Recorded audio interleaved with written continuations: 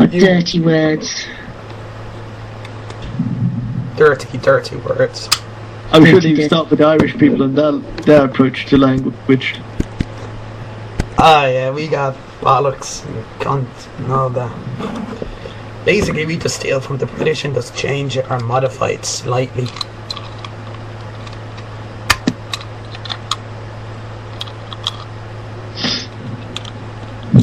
British people are awesome because we are British. We're from Great Britain, and it is great. And then there's our cousins in Southern Ireland. Yep. Yay! Yay. Technically, yes, I'm Swedish, rather, but not really.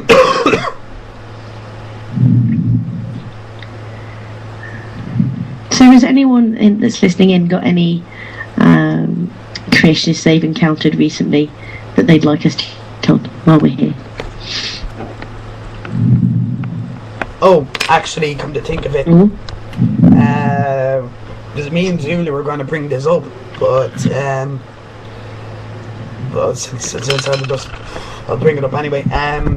Zulu was sent this article by a creationist, and he said that in the comment that he's referring to this paper, he said hamster, or what's it? Then remember, mice. Yeah, it was mice and humans share 99% of genes. Humans share 99% of their genes with mice, which is, as far as I can see, true. However, he sent a paper saying that humans only share 70% of their genes with chimpanzees. However, if you actually go to the paper he cites, the title is called "A Genome-Wide Comparison of Recent Chimpanzee and Human Segmental Duplications." And it says in there that we share about 66% of segmental duplications, which are not genes. Yeah. So it reminds me of an argument that I came into last night when I was on that Christian chat site again. A girl who said that we have a more shared ancestry with trees than with chimpanzees. And I was basically facepalming so hard I think I got an aneurysm, because I've never heard any creationists suggest that humans, if we had a shared ancestry, not most creationists don't believe in a shared ancestry, but some do, in the sense that we are from the same creator. This is basically the trademark. But they said we had more shared genes with a tree, and I was like, could you back that up with study? And she's like, no, I read that many years ago. And then she came up with the, I would say, I've watched Lithium Man's videos, and he did this Carl Barg series where one of his guests talks about how through the Noah's flood, microwaves came out of the Earth, destroying a 10th planet in the solar system. That was stupid. But then I argued with someone yesterday about how sound creates light, in the sense that she believes that all energy is light, and light can be created with sound. Therefore, God could have spoken the universe into existence because speaking is sound. Right. And I was twitching. I was literally twitching my head because I looked up the science behind it, and yeah, it's true. You can. There would be no science behind that. Actually, there is. You can create light through sound, but it's only in certain environment, and it's light. It's not energy per se, and when you look at the actual study, it's very. Like you can see light from various in bubbles and so on, and blah blah blah, and that sound waves can actually create light in some sense. But then you search for it on the Googles, and you get all these Christian sites basically quote mining the study, making it sound like that sound can create like a bloody sun. So it's the study actually. It is a study actually saying that you could create. Oh, sorry. No, I'm just commenting on the idiocy of all of that quote mining. It just makes you wonder what they do with their time. Yeah, especially with this paper I got, or Zulu got, where they were saying this is a paper about genes, but actually it's about duplications, which are completely different. I actually hit my.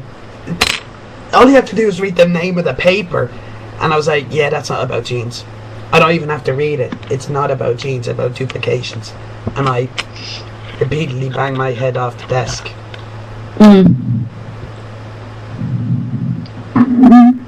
But I know we're going to have a reasonable amount of similarity in some aspects of our genetics with a number of different organisms that we don't actually have any relationship with, because, you know, unless there's a radical different way for cellular respiration to take place, it's going to be the same process, and it's going to be fundamentally very similar across a whole host of organisms.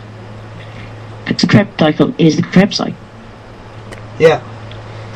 The genes are going to be there, but it's going to be the sequences of those genes are going to be different, and the least, it's the least amount of the least. I don't know what the proper term or word you could use. The further away they are in the evolutionary tree, the more different, could you say? Yeah, the more different they would be. I know that's probably it's an oversimplification, because you got branch points going out different ways. But yeah.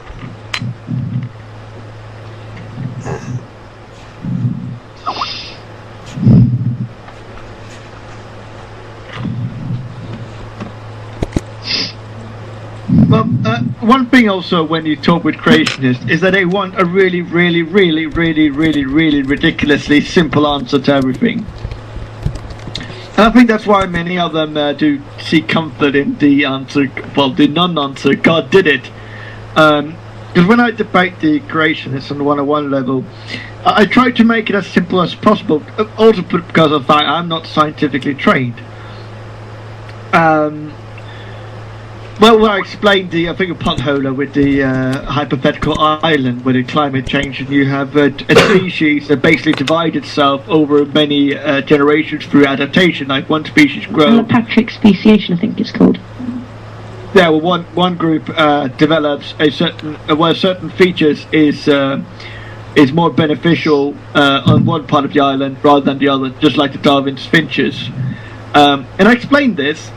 And he wanted to use a giraffe. He wanted me to explain how giraffes came to be, and I said, well, this is how it could be. And basically, you start out with one species, the climate changed, which then allowed the animals with longer necks to get more food, and therefore more energy and more likely to reproduce than the other ones. And over time, they will have longer necks. Over now, stupid gay person, go bomb a donut somewhere. No, but yeah. And then he said, "Where are the short-legged giraffes?" Because I explained to him that on the other side of the island you might have a species who have adapted with shorter legs and better to dig, because in their environment it's better to dig than to grow longer necks. And I basically said, well, the long necks ones are the ones we call giraffes, and the short necks one could be we call badgers. Yeah. He couldn't get it into his head. Maybe the badgers were too stealthy. There was too many stealth badgers there. True. Stealth badgers are a huge problem in Denmark. Yeah, those stealth badgers suck. Especially the ones who tend to look like, especially ones that tend to look like David Hasselhoff. Faraday has come up with a creationist argument in the chat. Sorry? Basically. Faraday 28 has come up with a creationist argument in chat. The chat keeps. I think the chat's frozen for me. I'm gonna have to refresh the entire screen. What's the question? Anyway. I'll read it out. Basically, this guy also says that